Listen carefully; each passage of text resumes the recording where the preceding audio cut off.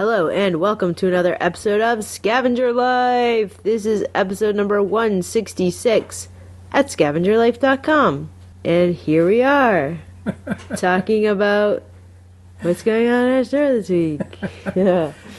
Okay, so, number one, happy holidays, everybody. We just had our kind of post-Thanksgiving event with it's your parents, it's your mom and a sister, and that was cool. Yes, we, as we talked about before, like to celebrate holidays beyond the holidays. Because Off holiday. Yeah, it was good too, because also they stayed in a rental house, and we acted like that they were going to be people like renters. So it was great. We spent all last week like preparing, and like it forced us to get all these little details done. Make sure there was Wi-Fi there. And that's important too, because this is going to be another one of our businesses. So, right. You know, those of you that haven't heard this, we've taken our eBay profits for the past 3 years. 3 years. And we've remodeled a home, like an old farmhouse, that is now going to become a rental, vacation rental. And I loved it. It was great.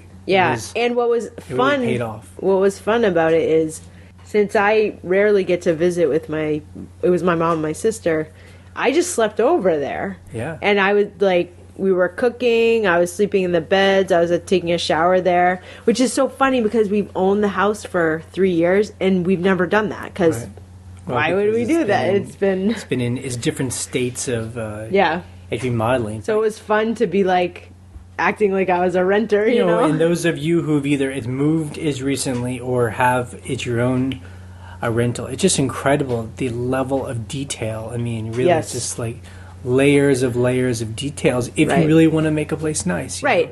And it was funny because I was saying this to them. I was like, I'm just realizing how different it is to. I've never done this. I've never flipped a house, but it's so different to like just neutralize a house and make it clean and new compared to thinking of every single detail down to what kind of towels there are, what kind of, plates there are. It's like, it's a totally different level. But the good thing is I'm sure there are people out there that say, like that's a nightmare, don't do that.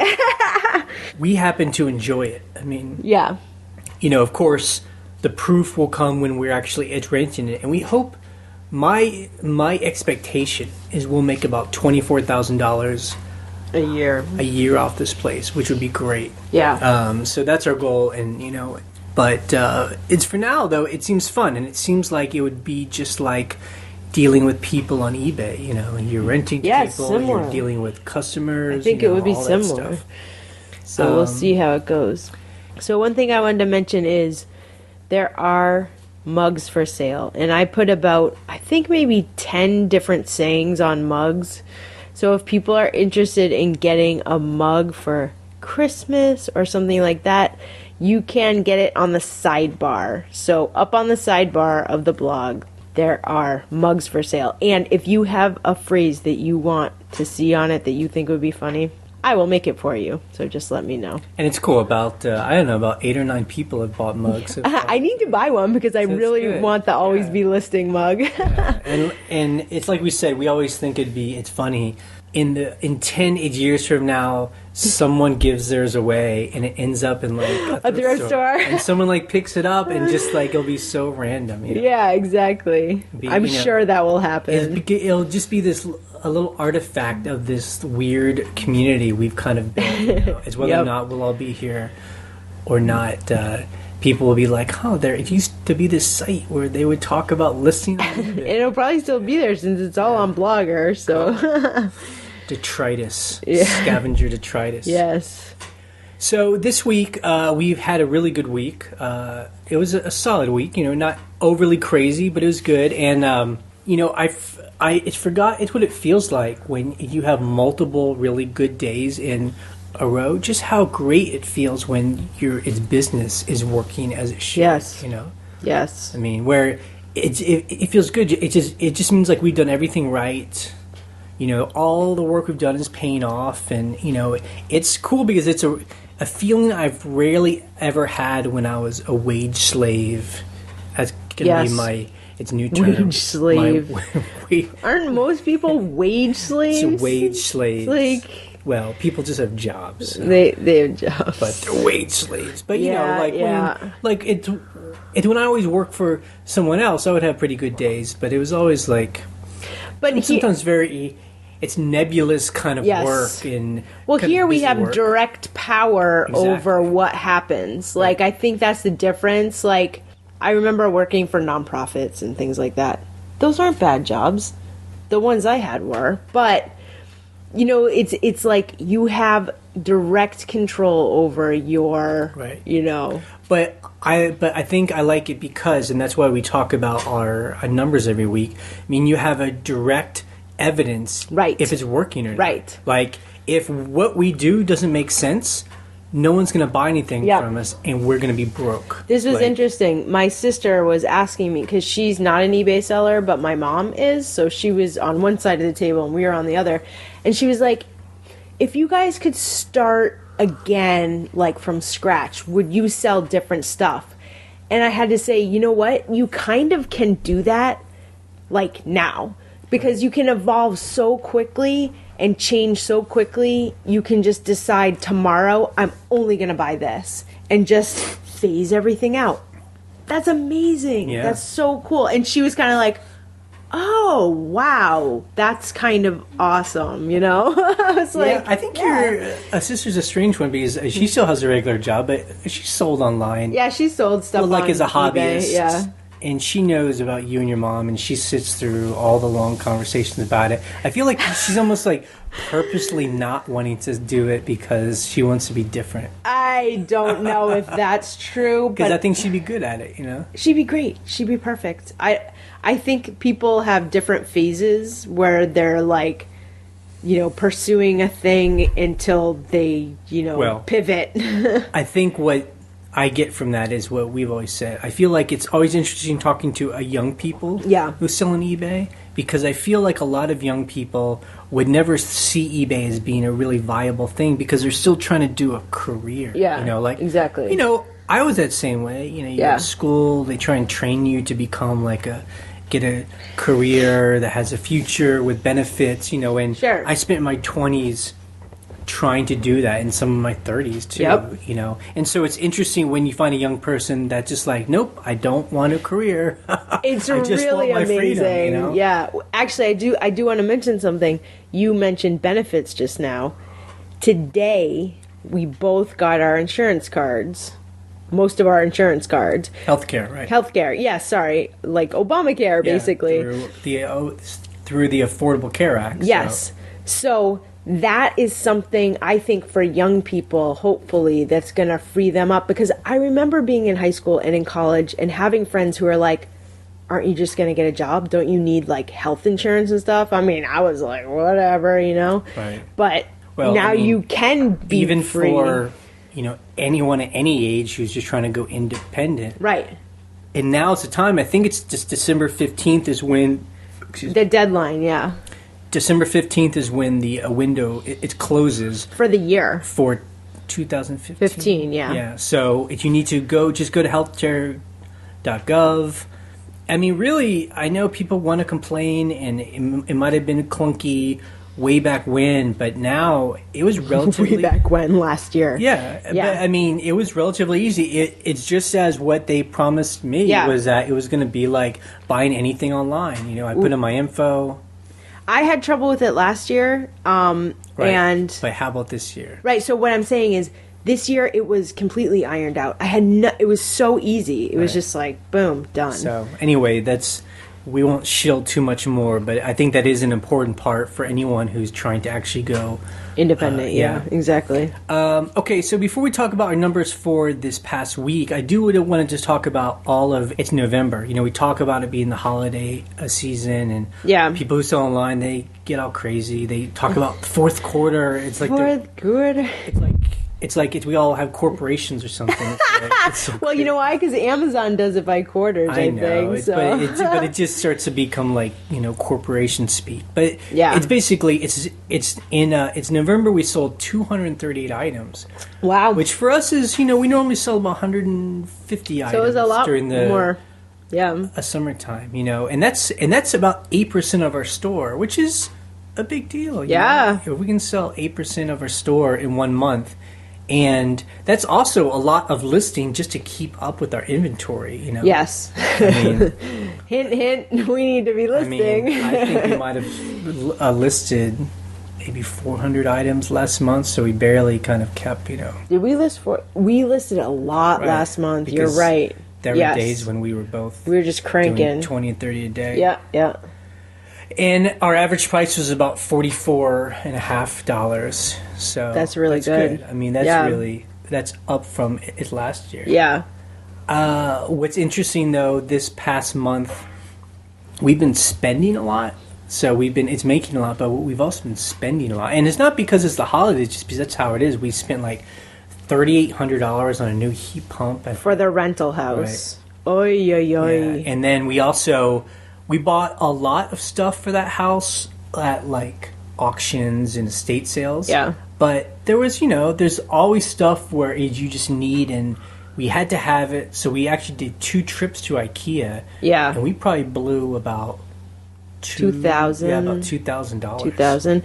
Which, when we kind of added it up between the thrift store purchases for furniture and house goods and art and lighting and all that stuff, and IKEA, I think it was like less than $4,000 to outfit the entire house, which most people would not be able to do that. But that's still, it's money out the door. It's still a lot of money. And then because we've been traveling so much, we have a big pantry and 2 freezers. And the way we normally a food shop is, we just go buy a lot and then don't really shop for a long time. Yeah. We'll go to its local grocery store and just get odds and ends, milk. Right, kale. But we have all of our staples for a long time. So we went to our favorite shopping outlet. The grocery outlet. It's kind of a local place where they sell stuff that's close to expiration date, or for some reason. It's fine, but it's cheap. And it's great. We spent $80 and got like half a carload of stuff. Yeah. But then we just got a Costco card, and it's been a long time since we've been to Costco. I think it was when we lived in California. Yeah. So I was kind of excited. Yeah. But we ended up spending $250 at Costco for about half as much stuff as we got at this other place. And I was not impressed at Costco. Well, I will say we did buy towels for the other house, so that was kind of we bought fancy towels for over there. Okay, that's like $15. I mean, I think it's just we've hit a different level of scavenging than it used to. I mean, Costco at one point seemed like a good deal. Now it seems like it's too expensive. It seems like it's like 10%. 15% is discount off stuff. And we want 75 to 90% discount. Well, I want at least half off. Yeah, half off. I mean, it's just at that one place we bought 2 for $1 of those vegan. It's vegan lunch meat. So it's fake. It's soy ham or soy turkey, and those are $3 or $4 in the store. Yeah, those are expensive, and we got them for 50 cents each. That's what I like. I mean, and so that's how we shop. When there's a deal like that, we stock up like crazy. We probably bought a big box of them, and we just froze them, and we'll eat on those for a year. Okay, first of all, Jay's phrases for this is, we're gonna eat on it, and you have to go all in. Because I'll do something. Okay, so they had this soy milk there that was 99 cents. It's just vanilla soy milk, So that's about 50 cents to 75 cents off to $1, depending. And he's just like, you gotta go all in. This is not going to be here again. It's good till May and next year. We bought 2 boxes of them. Yeah, 2 cases. So anyway, so that's the bottom line. Costco is not a good deal. Unless... Well, here's the thing. So we were shopping for my family too. So we wanted to get some fancy cheese and some nice wine that wasn't too expensive. So that was kind of my idea for going there. But then you get all this other stuff, and you're like, oh my god. Yeah, it's good quality. So are we even talking about eBay? What are we talking? We're talking about grocery shopping here. Okay, what's our numbers this week? So this past week, it's Monday, so last week is now bleeding into it's this week. But we sold about $2,400. We sold about 49 items. Yeah. And our average price was about $43. Yay. It's very interesting. Our average price has been about the same week to week. It's really... Keep it up. I mean, even though we have really no control over it, it's is interesting weird how it works out that way. Yeah. And so there was one day last week that was like insane. Right. It was Thursday. Right. It was, a good day. We made like over $700. Yeah. It was just... It Love was days like that. Things were selling every hour. Selling things for multiple hundreds of dollars, and right. It felt like people had bought all their brand new stuff, all their TVs the week before, and it's this past week they were here to buy funky vintage weird stuff. I mean, although there was a lot of stuff, we've sold a lot. I think one reason why our numbers are high is we've sold a lot of like low dollar items, like all these $19 items. Man, yeah. Scarves, and it's cool. I mean, they're all sales. I'll sell that stuff, but... So we actually sold 3 things on Bonanza last week. Yep. You might have to remind me what they were. And 2 are pretty high-priced items. Yeah, 2 are high-priced items. It was nice. We haven't really sold a lot, but... It was a nice bonus. It's almost like it's whenever things sell, they're just kind of like an extra. Yeah, the only thing about Bonanza is, and you guys probably already know this, but you really have to make sure that you end the listing on eBay. Because the thing about Bonanza is, if you sell something on eBay, within a few hours, Bonanza should have refreshed that and made it unavailable on Bonanza because they're, looking at your eBay. But it's not the other way around. But it's not the other way around. So the lamp I sold on Bonanza, it's still available on eBay unless I manually end it. So I have to be pretty vigilant about that. But again, it's not a big deal because, we don't sell more than 5 things a month on Bonanza. It's new for us, so. And there's also something someone was talking about on the blog that we found out. When we imported all of our eBay items into Bonanza, which is super cool, and that's the only reason why we're on its platform is because it's so easy. For some reason, the shipping gets screwed up, so people will buy things and it's got free shipping on it. It's really weird. I cannot figure out what the deal is with that. I've had one thing be free shipping and then a couple other things where the person had to request an invoice and I had to type the shipping in manually. Don't know why. So the one that was free, we just I just ate it. I was like, I printed the label and then I looked and I was like, they didn't even pay for shipping. It was $5, but so, that sucked. Kind of a pain in the butt. And, but it's nice because there's zero interaction with the person who buys something from us. So on eBay, it seems like people who sell are always talking about fighting with their customers and back and forth and its defects. Why is it on a site like Bonanza, there's no interaction at all? I wonder if eBay just took away any ability for anyone to complain and then... if it would just be okay. I don't know. No, it's a very good question. What happens if someone on Bonanza has a problem? Is there a way to do something? Are there customer reps? I don't know. My feeling about Bonanza is it's one guy in his home that I think it might be. He's just created this site. I think it is. That's all. There is a help forum and stuff, but I don't know what happens if something gets damaged, something needs to get returned. I have not even looked into that. I'm just I don't know. Yeah, so it's interesting. We had a nice sale where we sold a big schoolhouse lamp, one of those big globes that hangs from, it's like a copper pipe. A big globe. The thing was almost 20 inches wide. It was massive. But it was nice. We bought it for $15 and we sold it for $250. Yeah, we took an offer of $250. We had $299 on it. Right. And I remember thinking, oh God, I'm going to have to ship this thing. But I did it. I packed it. We made a video of it, so I'll have to put that up sometime this week. But, it's one of those... I think we probably had it for at least a year now, right? Yeah, I listed it almost exactly a year ago. And that was when we really started just going all in. On buying anything. Where we didn't let the size of the item or how difficult it would be to pack stop us from buying it if it was a good deal. And that's a good example. And for those examples, too, I thought, this is a big, delicate... It had a date, 1913, on it. And I just thought, you know what?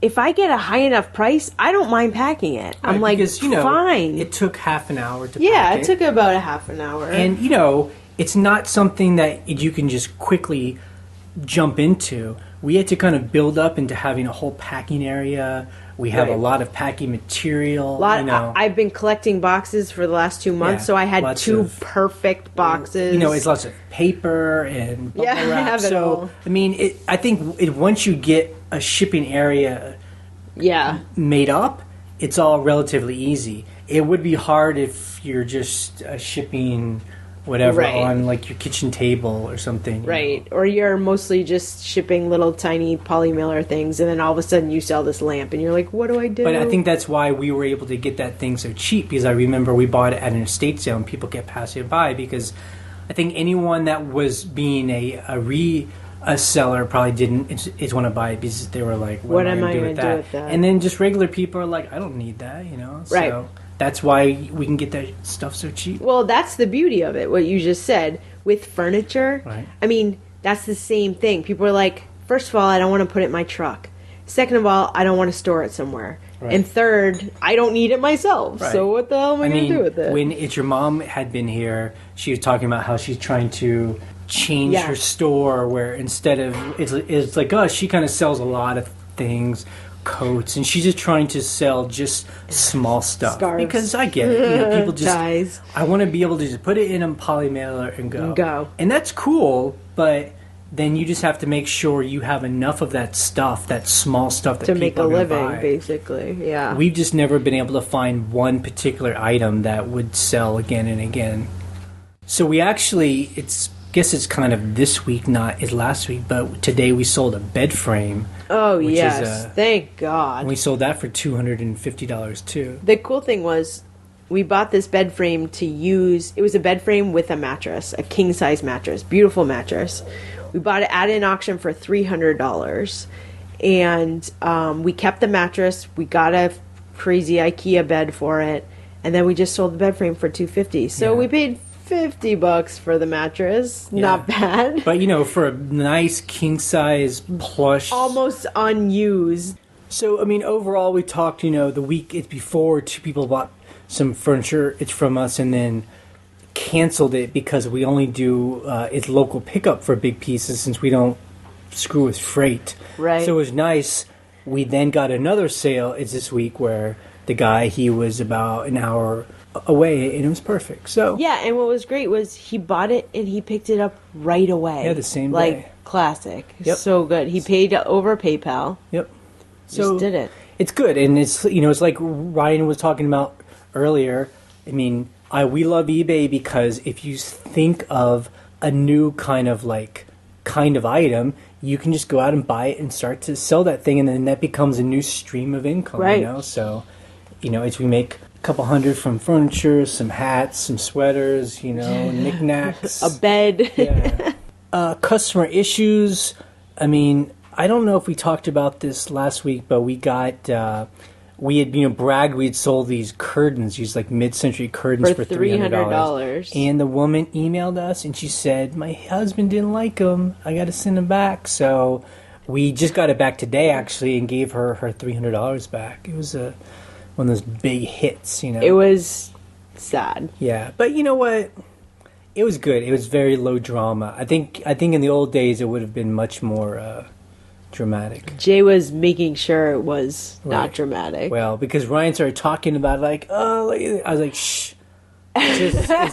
Just like pull the Band-Aid off, do the return, and just be done with it. Like, let's not play it back in our heads about how much it stinks. But like we always say, they will sell again. Yeah. Now, this is the interesting thing, though, and I'll let Ryan explain this more. So she just had emailed us and said, I want to return it. How do I do it? We gave her our address and said to mail it back, because that's what it's always been like. Even though this hassle-free, it's returned. So we get it back, and then what happens? Oh, God, I don't even want to explain it. It's so annoying. Okay, so I get it back. There's no, return that she initiated. So there's no way to do it through eBay, really. So I gave her money back through PayPal. No shipping cost, nothing, just the $300. And then I went to go do the resolution center to cancel it to get my final value feedback and then relist it. But eBay does not allow you anymore to just do that cancellation and then show that you canceled it through PayPal. They make you give them their shipping back no matter what.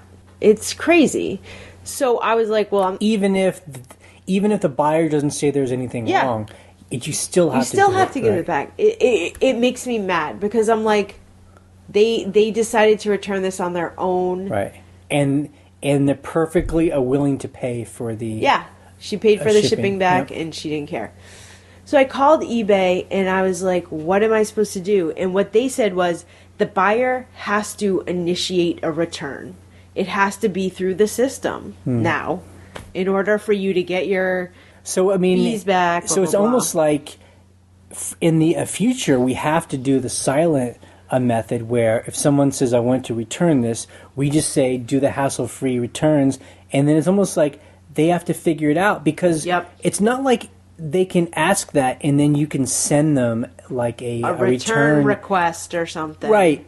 You basically say do it and then they have to figure out where it is. Right. And I just think that's very, I mean, unless someone knows if there's a return request, I've never seen anything like that. Right. So I don't know. And, and it's always a problem when you as a seller have to like try and walk someone through a website from a message, especially someone that just doesn't, know the internet very well or something. I mean, and so what we ended up doing was we didn't get our final value back, but we didn't have to pay the shipping either.